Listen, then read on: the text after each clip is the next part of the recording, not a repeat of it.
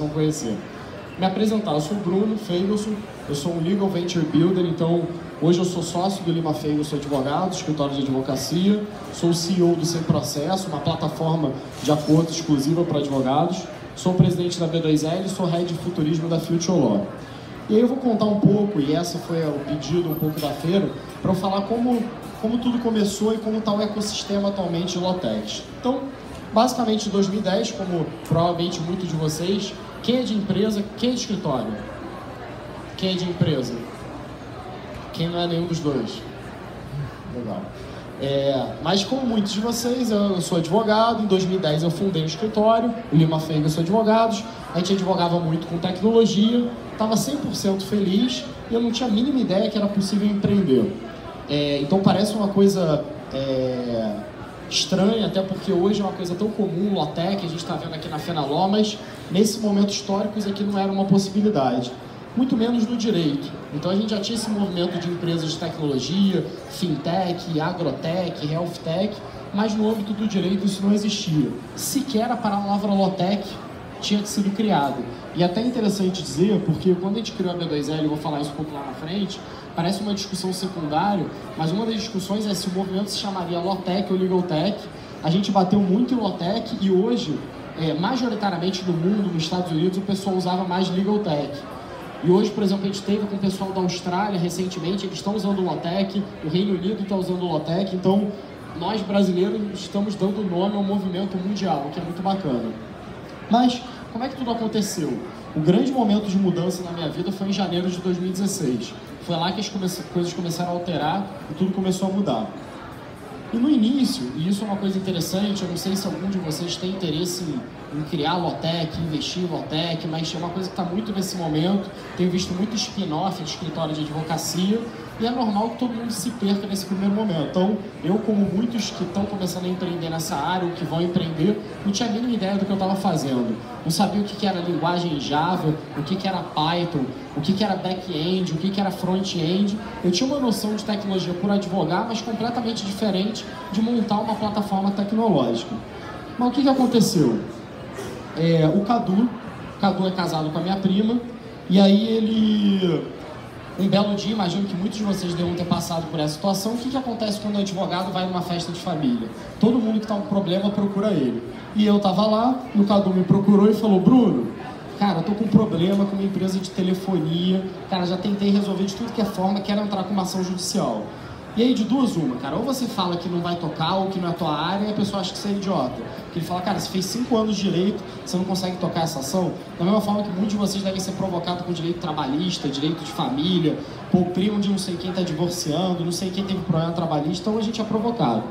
Mas eu, por advogar por empresa e por ter um perfil menos litigioso, eu sempre acreditei muito na perspectiva de fazer negociação, resolver as coisas de maneira diferente. Falei: Cadu, cara, por que em vez da gente entrar com mais uma ação, a gente não tenta um acordo? E por coincidência, essa empresa de telefonia, eu tinha um amigo no departamento jurídico lá, falei: cara, em vez de eu propor uma ação jurídica, uma nova ação na justiça brasileira, eu vou tentar um acordo.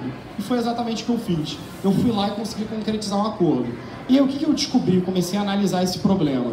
Essa dor do Cadu é uma dor do mercado. O Brasil hoje, talvez esse dado para vocês já seja muito conhecido, mas isso há 2 anos atrás ninguém parava para olhar isso dessa forma. O Brasil tem 100 milhões de ações. A gente teve, como eu falei recentemente com o pessoal da Austrália, e, cara, quantas ações? O Brasil tem 200 milhões de habitantes e 100 milhões de ações. Quantas ações vocês acham que tem na Austrália, com 25 milhões de habitantes? 7 mil, mas já tá conhecendo, né? Aqui já teve spoiler. Mas, cara, a Austrália, com 25 milhões de habitantes, tem 7 mil ações judiciais. O Brasil tem 100 milhões. Ano passado, a gente teve com o pessoal do Supremo Tribunal Indiano, e a senhora lá do Supremo, ela falou: cara, esse negócio de Lawtech, a gente está muito na expectativa. Na Índia é muito problemático isso, porque a gente tem 1 bilhão de pessoas e tem 20 milhões de ações. Eu falei: cara, eu queria morar na Índia, cara, porque eles têm 5 vezes mais população e 5 vezes menos ação. Então, não existe nenhum país do mundo que tem esse número de ações. Cara, 100 milhões de ações, você imaginando que toda ação tem um autor e um réu, você está dizendo que tem pelo menos 200 milhões de partes nesse negócio. A população brasileira inteira tem um processo judicial. É muita coisa. E aí, qual que foi a ideia? Se a gente conseguiu resolver o problema do Cadu, será que a gente conseguiria escalar isso, resolver o problema do Brasil inteiro? Um pouco audacioso, né? Mas era isso que a gente tinha em mente. E aí, como é que a gente resolveria esse problema? Eu comecei a analisar, e aí a gente começou a ver por que a gente tem 100 milhões de ações, por N motivos. A gente tem um judiciário gratuito, a gente tem uma Constituição cidadã que de maneira muito acertada garantiu a justiça, e tem um outro ponto, o Brasil tem 1.300 faculdades de Direito, e esse é um dado que também se popularizou, a gente divulga muito, fala muito, e eu até tento segurar, inclusive, quando eu vou em faculdade de Direito, porque eu já comecei a falar que tinha 1.300 faculdades de Direito, tem aluno que levanta e se desmatricula da faculdade, não é meu objetivo. Mas o ponto é que, se você somar todas as faculdades de Direito do mundo, China, Europa, Brasil, todo mundo, Brasil não, Europa, Estados Unidos, China, a gente não chega em 1.300 faculdades de Direito. O Brasil tem mais faculdades de Direito do que o mundo inteiro juntos. Nós somos a maior densidade de advogados. Nós somos o país dos advogados. A gente não tem essa percepção. E aí tem duas formas de você enxergar isso.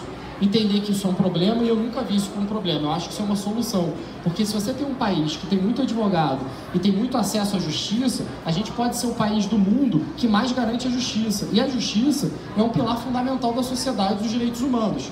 Então ter um país com muito advogado é ótimo, ter um país que garante acesso à justiça é ótimo. Então qual que é o problema nisso? O problema é a gente mudar a cultura, porque você ter um advogado é ótimo, você ser representado é ótimo, alguém defender seus direitos é ótimo, só que você não precisa propor uma ação judicial. Então essa é a grande revolução que a gente começou a propor numa mudança de mindset. Então a perspectiva é, num país de 1 milhão de advogados, você não vai resolver, e aí aqui eu não falo como a B2L, até porque a gente representa uma série de empresas e um série de posicionamentos, mas uma visão minha individual. Você não vai resolver o problema de grande contencioso no Brasil sem envolver os advogados. Então a nossa visão desde o início foi, o advogado é e sempre vai ser indispensável, só que a gente tem que fazer uma forma diferente.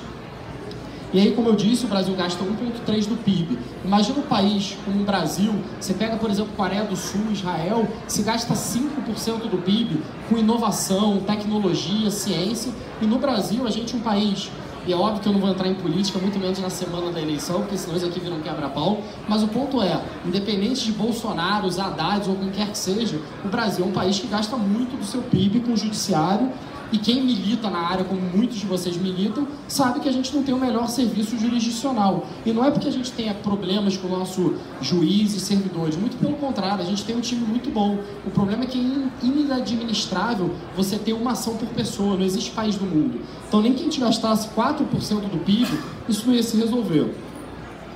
Então, e do ponto de vista das empresas, né? Porque em última análise, a maior parte dessas ações tem uma empresa do outro lado. Seja uma empresa defendendo a questão trabalhista ou consumidor, e as empresas, principalmente as empresas de grande porte, elas provisionam esses valores. Então esses valores eles já estão lá guardados, e a gente, por exemplo, hoje tem clientes no Sem Processo que tem alguns bilhões. Eu estava fazendo uma conta outro dia com o pessoal do Sem Processo, e óbvio que é estimado, então a gente não tem como ter segurança, mas a nossa perspectiva hoje é que a gente tem mais de R$1 trilhão provisionados.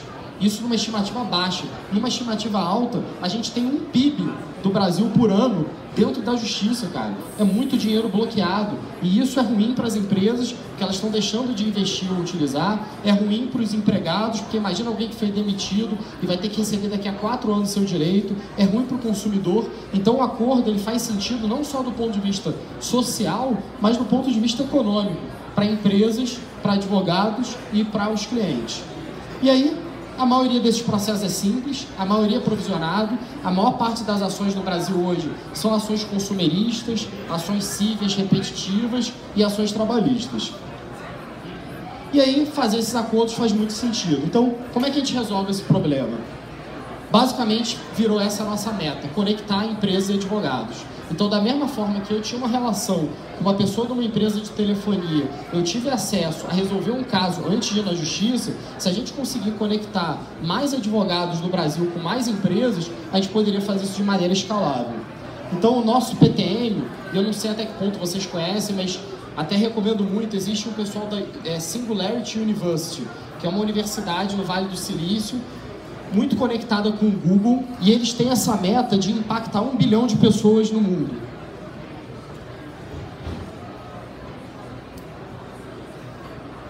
E o pessoal da Singularity, eles criaram esse conceito de organizações exponenciais, que eu recomendo muito que vocês leiam. E uma das coisas que ele fala é: as empresas modernas só vão existir se elas tiverem propósito. Então, a empresa que não tem propósito, o século XX, a gente teve empresas criadas por oportunidade de negócios financistas. No século XXI, você pega o Facebook, o Airbnb, o Uber, o Spotify, são empresas que nascem para resolver problemas. Cara, o pessoal do Airbnb tinha um colchão dentro de casa, falou, cara, eu posso alugar isso. Alugou para uma pessoa, escalou aí, é uma empresa de 20 bilhões. O cara do Uber não conseguia pegar táxi, resolveu, criou o Uber. Cara, o Nubank era um colombiano que veio ao Brasil, tentou abrir uma conta bancária, ficou preso na porta giratória e falou, cara, não é possível que num país como o Brasil não possa melhorar os serviços. Então, do ponto de vista prático, todas as grandes empresas de tecnologia nascem para resolver problemas e têm um propósito claro. O nosso propósito é conectar advogados para reduzir os conflitos no mundo. Então, se alguém chegar hoje, a gente está no momento hoje de crescimento, está chegando estagiário, chegando profissionais, analistas, gerentes, a regra de ouro é, se a gente estiver conectando, a gente está fazendo certo. E se eu ou qualquer outro diretor mandar fazer diferente, a gente está errado. Quem manda na empresa é o nosso propósito. Então a gente criou a empresa de 2016, completamente sem saber o que a gente estava fazendo. Como eu disse, não é secundário, esse PTM. E aí a gente começou a aprender o que era esse mundo de startups. E aí um outro conceito, também se eu estiver sendo alguma expressão que vocês já conheçam, me perdoem, mas a gente lançou em 2016 um MVP. Alguém sabe o que é um MVP? Uma pessoa. Então vou falar que a maioria não sabe. MVP é o Minimum Value Product. A gente, todo mundo, e especialmente se alguém está pensando em empreender ou entrar nesse mundo de tecnologia, você pensa numa ideia, você quer criar a plataforma perfeita. Toda semana alguém do Brasil me procura e fala, Bruno, eu quero criar tal produto, eu sei que vai ser legal. Aí eu falo, cara, como é que é a ideia desse produto? Ele fala, cara, esse produto, ele vai conectar as pessoas, vai ter um dashboard assim, cara, ele vai ser assim. Eu falei, cara, quanto tempo você acha que vai demorar para fazer isso? Não sei. Então, a gente acertou muito no seu processo, que a gente começou da maneira mais básica. A gente, nos últimos 2, 3 anos, vem desenvolvendo, e é que nem o Facebook, o Uber, a plataforma nunca para. Se você entra no seu processo daqui a 6 meses, vão ter novas features para empresas, para advogados, mas você tem que começar do básico. E qual que era o básico? Era replicar essa experiência. Então a gente lançou esse MVP, procurei um desenvolvedor, um amigo, ele fez em 3, 4 meses, a gente jogou no ar, e a ideia era a mesma. Qual que era a ideia? Eu comecei a convidar os meus amigos, pessoas do meu entorno, do escritório, pessoas que eu conheci, falando assim, cara, se você for advogado, se algum cliente procurar por uma causa consumerista, ao invés de você ir na justiça, insere a tua petição inicial na nossa plataforma, que a gente vai tentar um contato com a empresa. Do ponto de vista de produto, era uma coisa simples, era, cara, um PDF, um anexador de PDF, bonitinho, com front-end legal, um bom designer, mas era uma empresa muito simples. Você jogava o PDF, a gente recebia no e-mail, corria atrás das empresas e falava, cara, empresa, eu tenho um acordo aqui, eu tenho um caso de um cara que vai entrar na justiça. E aí, pro meu espanto, em menos de um ano a gente recebeu casos envolvendo mais de 500 empresas. E aí, a cada empresa que a gente recebia era um novo contato. E eu passei a ser um especialista em me conectar com departamentos jurídicos. E eu era tido como louco, porque eu chegava para um diretor jurídico de um grande banco, falava, cara, recebi um caso aqui que não está na justiça, esse cara vai te processar, mas eu tenho 10 dias para fechar o acordo. Vocês acham que eu era bem recebido ou mal recebido? Cara, ninguém me respondia. Absolutamente, praticamente ninguém me respondia. Só que nos poucos casos que eu conseguia ter uma resposta, eu gerava um acordo para o advogado voltava com 2 casos e a coisa começou a crescer. E uma das primeiras pessoas que me recebeu foi o Cristiano Xavier, não sei se vocês conhecem, que foi o diretor jurídico da Localiza, nunca tinha me visto na vida. E ele falou, cara, Bruno, vem aqui na Localiza, achei brilhante essa ideia, a gente fica em BH, você tem agenda? Eu falei, cara, agenda, eu vou amanhã. Se tem algum diretor jurídico no Brasil querendo me ouvir, corri, mostrei pro Cristiano, e ele foi um grande incentivador, assim, porque era um momento que todas as portas estavam fechadas. Só que isso começou a crescer, e aí o mercado começou a reagir e a gente começou a ter esse desafio de explicar. E o que eu comecei a entender? Que o mercado jurídico não era uma questão do sem processo. O mercado não estava pronto, cara. O advogado padrão, ele usa o Word e Outlook. O advogado padrão, cara, ele usa gravata, ele não quer saber nada de inovação, ele é o último bicho na cadeia tecnológica. Você fala de inovação, o cara vira a cara, ele não quer nem saber, cara. Vocês acham que o primeiro usuário do Uber ou do Airbnb foi um advogado, cara? O que você acha que o primeiro advogado do mundo que soube do Airbnb, ele falou? O quê? ficar na casa, isso é contra a lei do inquilinato, isso é contra a lei... Cara, o advogado ele não sabe nem porquê, mas ele é contra. E aí você acha que você vai inovar no mercado jurídico? Lê do engano. Então a gente com a felicidade, achando que a gente ia mudar o mundo, só porta fechada, só que algumas empresas de tecnologia, com alguns diretores jurídicos mais modernos, começaram a achar legal. Fala, cara, até que essa ideia não é ruim, eu realmente quero diminuir meu passivo, pode ser que isso aqui funcione. E aí começaram a explicar pra gente que a gente deveria também, além de ajudar os advogados a procurar as empresas, ajudar as empresas a procurar os advogados. E a gente começou a fazer isso, só que na medida que a gente tentava fazer isso, primeiro que a gente foi sempre refratário. No primeiro momento que ele falou isso, eu falei, cara, a gente é sem processo, a gente só quer lidar com processo não judicializado. Mas começou a ficar tão recorrente que a gente resolveu mudar. Então, hoje, um outro módulo que a gente tem na plataforma é que as empresas procuram os advogados pela plataforma. Não sei se algum de vocês já teve essa experiência, mas a gente tem grandes empresas. Alguém já fechou acordo? Fechou acordo? Legal, muito bacana isso. A gente fica feliz. Então, está acontecendo de maneira geral. É óbvio que o Brasil tem 1 milhão de advogados. A gente todo dia bota advogado novo na plataforma, novas empresas, mas a gente está querendo criar essa experiência. Então, a gente ajuda hoje não só o advogado antes de ir na justiça, como as empresas a reduzirem passivo. Então, você pega uma empresa com 50 mil processos na base, com mais de 1 bilhão provisionado, como é que ela vai negociar com todo mundo de maneira célere? E a gente opera de 2 formas. E esse foi um outro entendimento. Cara, tem muito escritório de advocacia e bons escritórios. Eu não vou operar, eu vou impulsionar esses escritórios. Então, hoje a gente tem algumas centenas de escritórios que rodam pela plataforma, muitos dos quais convidados pelas empresas. E outros de casos, as empresas mesmo vão lá e negociam. E aí a gente ajudando com comunicação, gestão, inteligência, tentando pautar esse mundo data-driven, criando dashboard para o diretor jurídico, mas o mercado ainda é muito refratário.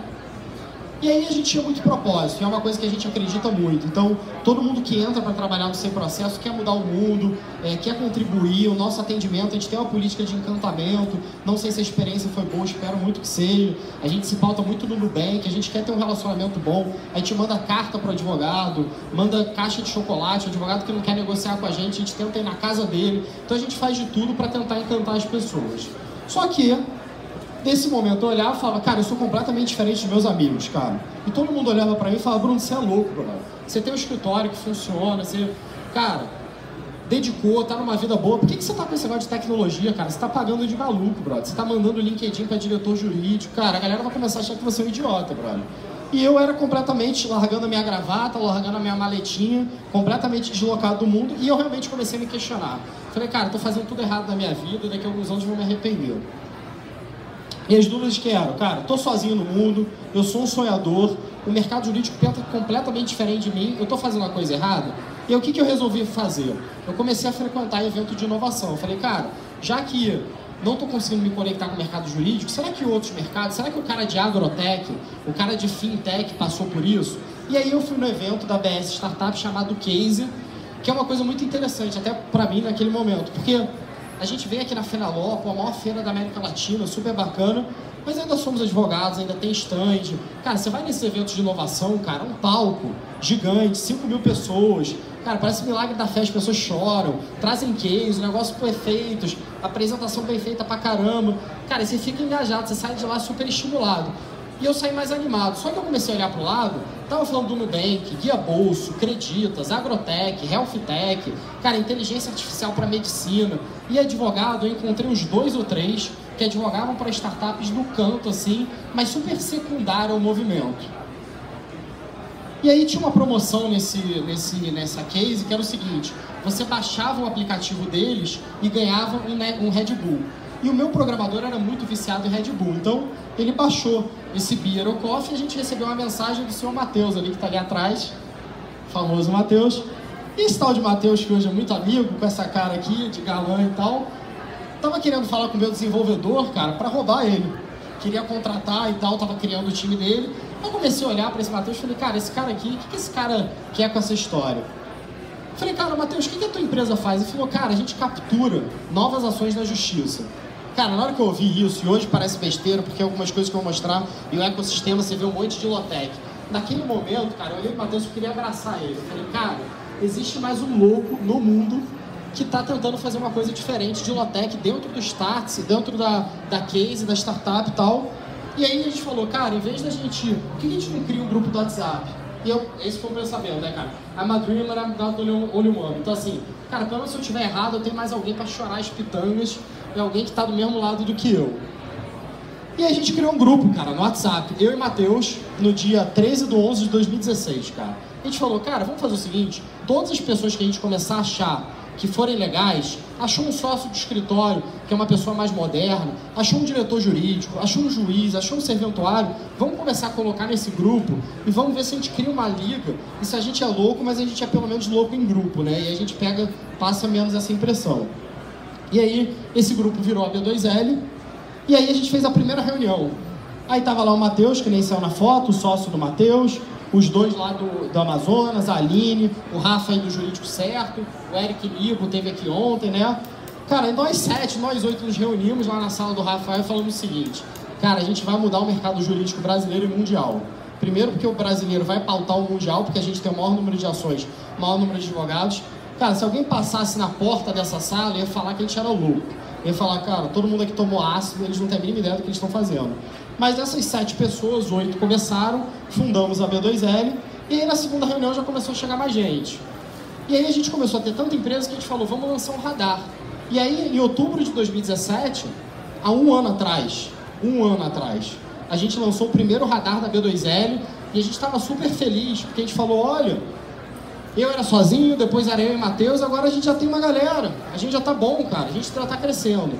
Um mês depois, olha como o nosso radar, e acompanha o número de empresas. Abril de 2018, agosto de 2018, setembro de 2018, olha quantas empresas, quanta coisa a gente começou a conectar. E a gente tem desde a Softplan, que trabalha para o Tribunal de Justiça, a Thomson Reuters, maior fornecedora de plataforma tecnológica, até empresas com 2 pessoas, 3, a gente botou todo mundo em pé de igualdade, dividimos pelo radar, o radar cresceu, as categorias nasceram, e hoje eu falo convicto para vocês, isso daqui não é uma bolha, isso daqui não é um momento histórico que vai passar, isso é a nova realidade do universo jurídico. Quem não contratar a Lotec vai ser igual às pessoas que não usavam o computador na época que acabou a máquina de escrever. O mercado vai mudar. O advogado padrão ele não vai usar mais só o Outlook, mais o Word. A gente não vai usar uma plataforma, a gente vai usar umas 10. A gente vai ter uma plataforma de automação, uma de acordo, uma de monitoramento, uma de mudança legislativa. Nós seremos data-driven e seremos amplamente conectados. E aí, essa é uma taxa de crescimento. A gente começou com 54 empresas lá em 2017, dobramos em agosto, viemos crescendo, e é uma grande alegria. Uma das dúvidas era, como é que o escritório de advocacia vê isso? Será que o escritório vai ser contrário? Muito pelo contrário. Os escritórios começaram a se conectar e usar a tecnologia. E aí o Brasil hoje tem 100 mil escritórios de advocacia. Quem está usando tecnologia está saindo na frente, está prestando um serviço de maior qualidade. E você vê também escritórios de todos os tamanhos. Escritórios com 2 pessoas e bancas com 500 pessoas. E também é muito legal, todo mundo em pé de igualdade, todo mundo aprendendo junto. E é óbvio que tem muita crença, a gente está num momento um pouco de descrédito. Ainda tem muito advogado no Brasil, quando ouve Lotec, ele acha que vai entrar um robozinho junto lá e programar. Não é isso. E tem um descrédito, as plataformas não estão 100% prontas. A gente está no início do processo. Isso aqui é uma mudança muito complexa, envolve muito desenvolvimento, tem que ter muita paciência, mas o importante é, o mindset já mudou. E isso daqui é a teoria dos jogos. Se alguns escritórios já deram passo, algumas empresas, quem não der vai ficar para trás, não tem volta.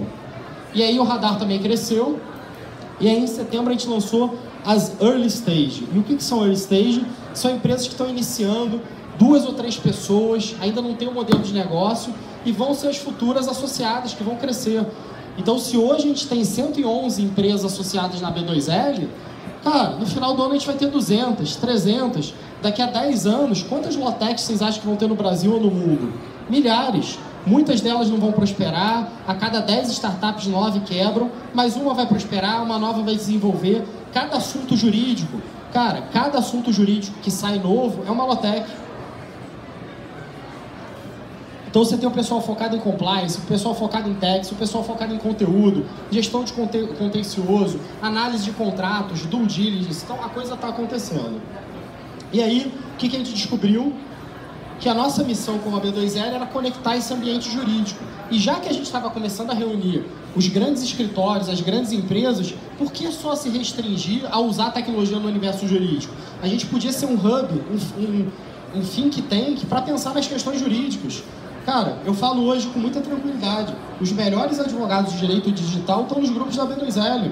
Todos que vocês vieram aqui, cara, Patrícia, Renato, todo mundo que você imaginar de direito digital está no grupo fazendo com a gente. Então, a gente reúne uma galera muito boa. Pessoal de M&A, um grupo super legal. Então, por que a gente não pode começar a contribuir com as grandes discussões?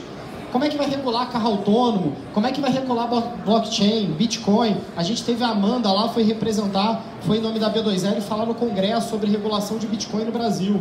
Então, a gente hoje tanto contribui para que o mercado jurídico use mais tecnologia, como também o mercado jurídico pense nos pontos e desafios decorrentes da tecnologia. E a gente se tornou esse hub, a nossa missão é conectar. E aí, olha que interessante, quem quiser acessar o site, ab2l.org.br, o Daniel, ele lançou um presente aí, quem quiser jogar no Google AB2L presente, tem uma surpresa que eu nem sei qual que é, mas é muito boa que o Daniel falou e eu tô acreditando. Todas as pessoas aqui que se encontraram, se conheceram pela B2L em grupos da B2L. Então tem pessoal de jurídico, tem pessoal de empresa, tem estagiário, tem advogado mais sênior, todo mundo se reunindo e trocando ideia dentro do nosso site. Então, hoje a B2L, a gente tem a diretoria e a gente tem 5 pessoas. O Daniel, o William, o Filipe, a Clara, o Kempson, 5 pessoas só estão mobilizando muita gente. E eu vou mostrar alguns números. A gente tem 346 associados, por uma associação de menos de um ano. A gente promoveu esse ano 133 eventos que a gente apoiou no Brasil inteiro. Literalmente do Oiapoque ao Chuí. A gente tem evento acontecendo em Manaus, Rio Grande do Sul, Centro-Oeste. Então a gente apoia e a gente tem embaixadas em quase todos os estados do Brasil. A gente fez 12 pitch days com grandes empresas, levamos lotex, conseguimos ajudar que elas se conectassem e a gente impacta diariamente mais de 3 mil pessoas. Todos os dias, 3 mil pessoas no Brasil são impactadas. Isso é muito ou pouco? É muito, porque 3 mil pessoas, mas no universo de 1 milhão, o que vocês acham que vai ser a B2L daqui a 1 ano, daqui a 2 anos? A gente vai crescer pra caramba e a gente tem um papel muito importante nesse ecossistema. Então a gente promoveu o evento na Magazine Luiza, com o pessoal do BTG, com o pessoal da VLI, claro, BR Foods, então grandes empresas que estão nos procurando, o Dell, e a gente vem promovendo. Promovemos e apoiamos o Legal Hack, um evento mundial. Não sei se alguém já participou do Hackathon, recomendo muito. Se você ver Hackathon jurídico, vá, cara. Você vai ficar 36 horas, vai ver o pessoal programando, você vai ter a compreensão de como é que nascem os produtos tecnológicos. A gente tem um projeto super bonito na Federal do Rio de Janeiro. Hoje o UFRJ é a faculdade que mais tem busca pelo Enem. Assim, a faculdade tem alunos do Brasil inteiro e por uma questão de financeira, não tem uma capacidade, está entrando um monte de aluno com deficiência, tem um super projeto social, mas ela não tinha capacidade financeira. Então a gente foi lá, está com um projeto, lançamos a B2L Tech Labs, estamos botando painel de programação, a gente está pegando uma faculdade que tem na grade Direito Romano e botando o pessoal para programar, para se preparar para esse universo jurídico. Porque além do 1 milhão de advogados que a gente tem 500 mil estudantes de direito. Imagina um menino, a menina que está no 2º período hoje, aprendendo sobre direito romano e vai sair num mundo que é discussão e regulação de carro autônomo data-driven, vazamento de dados. Como é que essa pessoa vai se conectar? Então a gente tem uma preocupação grande com os estudantes. Todas as faculdades do Brasil a gente apoiou, a gente tem o grupo da B2L Universidade, também, eventualmente, se alguma faculdade não tiver, a gente apoia, tenta ir, manda pessoas, mobiliza. Como a gente tem Lotex no Brasil inteiro, então tá tendo evento em Curitiba, a gente chama o pessoal de Curitiba, tá tendo em Fortaleza, a gente tem Lotec Fortaleza, então a gente ajuda a fazer essa conexão. O nosso site, ele é inacompanhável, todo dia são dezenas de artigos e também fica o convite, quem quiser publicar, a ideia é dar visibilidade e é legal também porque aparecem pessoas do Brasil inteiro, desde o estudante, o advogado mais sênior, ministro do STJ já publicou, então a gente tem de tudo e as pessoas trazem, compartilham ideias, criam conexões. Tem uma história emblemática, teve um advogado que ele publicou no Jota, a gente replicou, o sócio de uma grande banca viu, contratou ele. Então assim, a gente já teve até casamento na B2L. Tem um advogado que é da CEMIG, falando publicamente, não vou citar o nome dele, mas ele me encontrou, falei, cara, vai no evento de inteligência artificial. Veio uma moça que era dos Estados Unidos, de uma Lotec americana, não, do Reino Unido. se conheceram no evento, ficaram juntos, estão morando juntos lá em BH e se casaram. Então a B2L promovendo até casamentos, né? Então, uma agenda também, a gente tenta organizar as agendas, tudo que está acontecendo no Brasil. Então, diariamente, tem dia que a gente tem 6, 7 eventos no Brasil inteiro. Ninguém sabe, eu não tenho a mínima ideia. Às vezes as pessoas me perguntam, Bruno, você conhece o fulano da B2L lá de Manaus, lá do Acre? Pô, o cara de São Paulo não tem a mínima ideia, cara. Mas ele é B2L, ele está conectado. A gente está desenvolvendo os grupos, então a gente tem grupos super fortes de blockchain, inteligência artificial, cabeças brilhantes que estão se conectando em prol de desenvolver um ecossistema melhor. E aí, em setembro de 2017, eu já dormi uma média de 2 horas por dia. Pouco desafio nas costas, né? Já tinha me proposto a resolver os conflitos no Brasil, ajudar a conectar o mercado jurídico à realidade 4.0. Mas eu comecei a sentir um desafio muito grande, que era... A B2L, ela criou a curva de desejo. Então, todo mundo quer saber de Lotec, Lotec passou a ser sexy, tem um monte de gente que se vende como Lotec, só que tem um desafio ainda muito grande educacional. Nós, advogados, a gente tem um gap, a gente não foi formado nem para gestão. O advogado padrão, a faculdade padrão, não ensina contabilidade, não ensina RH, não ensina administração. Um bom administrador de escritório, ele é um administrador, ele é um empresário. Como é que você vai trazer esses profissionais para uma realidade 4.0? Adianta as Lotecs organizarem a base, botarem todo um dashboard... Pera, tudo bem? Esse é o cara também, esse cara conhece muito. Você tem toda uma base lá de dashboard, adianta eu detalhar se as pessoas não entendem gráficos, não tem uma visão analítica. E a gente começou a pensar nisso e ver que era um grande desafio. E aí, em setembro de 2017, a gente resolveu fundar a Future Law, que é uma iniciativa educacional, uma escola de direito, com esse intuito de acelerar essa conexão. É pegar essas pessoas que têm desejo e qualificar, trazer os melhores profissionais do mercado, que estão realmente vivenciando isso, e fazer aulas que ajudem as pessoas a se conectarem mesmo. E aí as duas pessoas, o Cris, aquele que era o diretor jurídico que eu nunca tinha visto na vida, e olha como é legal, me recebeu no LinkedIn há 2 anos atrás, 3, eu nunca ia imaginar que aquela mensagem ia provocar uma sociedade. E o Alexandre Zavaglia, uma pessoa com 20 anos de experiência no mercado educacional, que foi o primeiro curso de ciência de dados, eu conheci ele porque um belo dia eu recebi no meu LinkedIn, curso de ciência de dados aplicado ao mercado jurídico. Falei, eu tenho que conhecer esse Alexandre. Liguei para ele e falei, Alexandre, vamos trocar ideia, eu quero entender o que está acontecendo. Cheguei na aula dele, vários associados da B2L dando aula, e aí eu vi que ali tinha alguma coisa. A gente se reuniu, fundou a Future Law com essa ideia, geração de conteúdo, e hoje a gente está muito feliz que a gente está lançando oficialmente aqui a primeira revista da RT de Direito Digital. Também fica o convite, quem quiser contribuir, a primeira edição sai esse ano. Já estamos abrindo chamada, vai ser uma revista que a gente quer que seja o maior nível da CAPES. Então a gente está com vários professores ajudando, muito legal. Então a gente gera conteúdo, vídeo, material, a revista. Lancei um livro com o Eric Nibo e com o Vitor sobre direito das startups. Tem mais uns 5 livros em confecção que vão sair no final do ano, início do ano que vem. A gente gera cursos e treinamentos, então a gente fez muito curso em company, a gente vai no departamento jurídico, faz um curso, e no nosso próprio espaço. E a questão dessa gestão, então a gente faz ajuda com esses pitch days, então contribui para essa conexão. E aí, em setembro de 2018, super recente, a Thomson Reuters apoiou o projeto, a gente lançou um espaço oficial, fica na Faria Lima com a JK, o espaço é aberto, quem quiser ir, a gente está tendo reunião, comissão da OAB já se reuniu lá, comissão de departamento jurídico, a casa é aberta, vai ser um espaço democrático nessa perspectiva de mundo...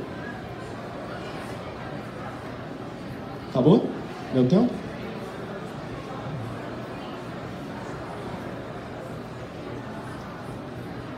Pausa aí, tá vendo? A tecnologia não é a tecnologia, são as pessoas. Bebe água aí, pausa pra água.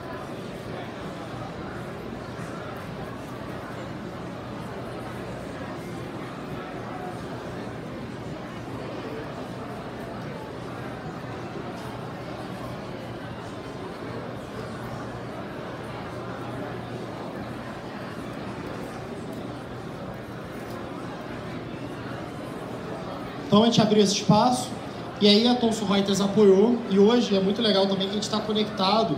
A Thomson, ela apoia o Codex, que é o laboratório de Stanford. Então a gente está conectado, hoje a gente é o único laboratório da América Latina apoiado, e a gente está conectado com o pessoal do Canadá, veio o diretor do Codex, veio para o Brasil, deu uma palestra. Então uma das ideias nossas muito grande é trazer isso. O que está acontecendo lá em Amsterdã, o que está acontecendo no Canadá, trazer para o Brasil, levar as nossas iniciativas. É impressionante. O professor Richard Susskind teve no Brasil, a maior autoridade sobre direito e inovação no mundo, ele ficou impressionado com o Brasil, então é muito legal a gente também fazer essa conexão. Então hoje a gente é o Hub, está lá o Arbix, diretor do jurídico do Google, dando uma aula, a gente procura ter os melhores professores, eventualmente alguém que tenha um conteúdo, queira dar aula lá, a gente está super aberto, a gente é API aberta, né? E aí, para falar um pouco do mercado americano e para vocês terem uma noção, essa não é uma revolução brasileira. O Brasil vai ser o grande case mundial porque a gente tem os números. Lá no mercado americano, em 5 anos, foi investido $1 bilhão, 4 bilhões de reais em Lotex no mercado americano. Alguém acha que isso vai impactar o mercado jurídico ou não? $1 bilhão. 48% dos escritórios no Reino Unido já utilizam inteligência artificial hoje, 41% pretende utilizar. Então, o Reino Unido está super forte. A gente tem uma conferência semana passada, algumas das pessoas do ecossistema ficaram malucas, cara, com o que está acontecendo no Reino Unido. Está super forte. Esse é o radar deles lá. Outras soluções, um outro mercado, mas crescendo, muita empresa surgindo. E aí eu trouxe um case. A CaseTex é uma empresa do Anand, ele teve aqui esse ano, inclusive, recentemente. É uma empresa que alavancou $25 milhões no mercado americano. Alguém conhece? Alguém já viu? Cara, olha o que ela faz hoje. Isso aqui não é futuro, não é Jetson, é o que está acontecendo hoje nos Estados Unidos. Você pega um PDF, arrasta para a plataforma, ela lê com base em inteligência artificial e prepara uma minuta de resposta para aquilo. Está acontecendo hoje nos Estados Unidos. Se você me perguntar, Bruno, tem isso no Brasil? Não tem. Com sinceridade. Vai ter gente que vai falar que tem, eu gostaria muito que tivesse, eu falasse. Porque o nível de investimento, a base tecnológica de inteligência artificial de dados é muito grande. Mas isso vai ter no Brasil? Vai. Em quanto tempo? Difícil dizer. Depende do capital, da capacidade dos empreendedores no mercado. Mas se eu fosse chutar, 2 ou 3 anos a gente vai ter uma coisa dessa no Brasil. E isso está mudando o mercado. A gente vê a Ernst Young, uma das 4 Big Four, comprou a Riverview, uma grande Lotec nos Estados Unidos, por um valor muito alto. Então você vê que as grandes Big Four estão olhando para isso. Akira é uma empresa canadense, tem como sócio o DLA Piper, salvo engano a Deloitte ou a KPMG. Esse ano eu tive em Israel, tive em Amsterdã, tive nos Estados Unidos, conversando com as Lotecs. Todo mundo falava, não estou nem olhando para o mercado brasileiro, tem que traduzir, nunca vou entrar. A Akira já está no Brasil, tem escritório no Brasil hoje já contratando a Akira. A Akira é uma solução de due diligence. Agora você imagina, a primeira pergunta que eu faço, você acha que uma empresa, seja o Uber, o WhatsApp, uma empresa que surge de tecnologia em 4 anos, você vê o Nubank tem um valor de mercado hoje de $4 bilhões, 16 bilhões de reais. Uma empresa que começou com um colombiano, com problema para entrar numa agência bancária, em 4, 5 anos é uma empresa que vale 16 bilhões. Você acha que faz sentido, se o Nubank amanhã quiser fazer um IPO, ele passar 1 ano de trabalho com papelada e atrasar toda a operação dele? Claro que não. Então o universo jurídico ele tem que se acelerar. A gente tem que ter mesmo plataformas que leiam e respondam rápido. Porque o mundo hoje não dá para esperar uma ação na justiça durante 1 ano. Não dá para esperar 1 ano para fazer uma due diligence. Não existe isso. Aí você vai me perguntar, mas isso vai acabar com o trabalho do advogado? Lógico que não. Se você é um advogado de M&A e você fazia um M&A por mês, você vai fazer 10. As empresas vão surgir, ser compradas com uma velocidade. O Facebook, ele abriu capital em 2012. Em 2014, ele comprou o WhatsApp por 20 bilhões. E agora, menos de 10 anos depois, com essa questão de dados, já está crítica. Então, o que a gente vai ver é a velocidade do mundo aumentando e sem tecnologia vai ser impossível. Então, talvez vai tirar trabalho de análise documental, que ótimo. Quem é que estuda para ficar fazendo análise documental igual? A gente estuda para ser bom negociador, para ter uma análise, então vamos ter que ser advogados melhores e com mais tempo. Então, a Akira já está no Brasil, acabou de levantar $50 milhões, 200 milhões de reais, vai impactar muito. Então, quem está achando que vai impactar só o contencioso de massa, esquece. As grandes bancas, se você está na Faria Lima ou está na Quinta Avenida, se prepara, porque você vai ter que se reinventar. Você também vai ter que se conectar com essa nova realidade. E a gente vê no Brasil, nunca, nem no meu sonho mais extravagante, eu imaginar lá naquela sala com 7 ou 8 pessoas, que o Jornal Nacional, o maior jornal do Brasil, ia falar sobre inteligência artificial no mercado jurídico. O Urbano Vitalino contratou o Watson para uma solução, e a gente às vezes pensa, cara, o robô vai... Cara, fazer BPO, cadastrar de maneira mais adequada, gerou uma eficiência e apareceu no Jornal Nacional. STF, Supremo Tribunal Brasileiro, maio de 2018, contratação de inteligência artificial. A gente conhece, a gente esteve lá em Brasília com o Ricardo, o pessoal da Legal Labs, o MB, o pessoal está lá dentro. Supremo Tribunal Brasileiro usando inteligência artificial, Tribunal de Justiça do Rio também. Fui dar uma aula na FGV, citei o caso do TJ do Rio, um advogado tributarista levantou a mão e falou, cara, agora você me explicou, eu nunca tive tanto caso de execução fiscal no mês. Por quê? Começou a usar a inteligência artificial, causas que tinha dificuldade de penhorar e tal, começou a fazer, gerou mais trabalho. Então, só que aí como é que você atende? Se você tinha 20 execuções fiscais, agora você tem 200. Se você não tiver tecnologia, então a tecnologia ela gera uma curva de todo mundo. Se o tribunal está usando a parte adversa, tem um plano de saúde que já pediu repercussão geral do Supremo com gráfico. Ele levantou 70 milhões de ações no Brasil e conseguiu apresentar um gráfico e pediu repercussão geral. Como é que você advoga no mundo de gráficos se você não tem gráfico? Então, essa é a realidade que a gente já está vivendo. E essa é a famosa curva J de inovação. Então, durante um período, o mundo linear, que é o mundo que a gente está vivendo, ele ainda é melhor do que o mundo exponencial. Se você me perguntar onde as Lotec estão, se ela está aqui, eu tenho certeza que ela ainda não virou. Mas quando ela virar, vai ser muito rápido. No dia que a Kira fizer uma due diligence tão eficiente como um ser humano, no dia seguinte, acabou toda a due diligence de papel. Então, o que a gente tem que entender é que as viradas vão ser muito rápidas e aqui é o momento de se posicionar. Aqui é o momento de você se conectar, aqui é o momento de você ficar data-driven, porque se você esperar para virar aqui, já acabou. Quem se posicionar na maneira adequada vai ter muito mercado, porque num mundo de 7 bilhões de pessoas, cara, de bilhões, de uma série de tecnologias no mundo integrado. Qual que é a discussão hoje? Cross-border. Você vende para o mundo inteiro, você presta serviço, você faz operação. O médico da Coreia do Sul pode operar um paciente por telemedicina. Vocês acham que esse mundo vai ter problema jurídico? Vai precisar de advogado ou não? Muito. Só que você vai ter que entender desse mundo. Fazer lá o trabalho de corte e cola, fazer um padrão de um estatuto societário, esquece, cara, isso acabou. A lei da SA é da década de 70, a gente tem que ajudar para os assuntos novos. SEO e por aí vai. Então essa é a nossa tese. Então a gente está feliz que as empresas estão passando a utilizar isso muito. As Lotec estão aqui para ajudar. Essa é a imagem que a gente quer que as pessoas tenham, porque é o que a gente acredita. Hoje esse é o advogado padrão. Quem que é o advogado padrão? É um menino que teve aula de história, provavelmente o professor dele era de linha mais esquerda, tem uma oratória melhor, professor de matemática nunca fala muito bem, salvo exceções. Ele gosta muito de história, gosta muito de geografia, vai fazer vestibular, fala para a família, vou fazer sociologia. A família fala, meu filho tá louco. Se você gosta de humano, vai fazer direito, porque direito é uma categoria muito boa, tem aquele teu tio que ficou muito rico com direito, você pode fazer concurso, é muito ampla a carreira. Aí o menino entra, ele é idealista, ele quer mudar o mundo. Aí ele chega na faculdade, começa a estudar, no primeiro período ele quer ser ministro do Supremo, no segundo ele já aceita ser desembargador, no quarto, aí ele acaba se formando, não vai para o concurso, vai advogar, entra dentro do escritório, chega o sócio, dá um tapa na cabeça dele, joga uma pilha de documento e fala, analisa aí e bota o teu time sheet. O cara quer chorar, mas ele não sabe, aí ele se arrepende, ele vira pra mãe e fala, cara, devia ter feito sociologia. Ia ganhar a mesma coisa, mas ia ser bem mais feliz. Então assim, infelizmente o mercado jurídico é isso, cara. Ele é um destruidor de sonhos. A gente tem uma pilha de trabalho repetitivo, não é interessante, a gente tem que ter isso. Menos trabalho, mais tempo e mais qualidade. Eu acredito do fundo do meu coração, e não é oratório, que a gente vai voltar a ser bons advogados como era o Rui Barbosa.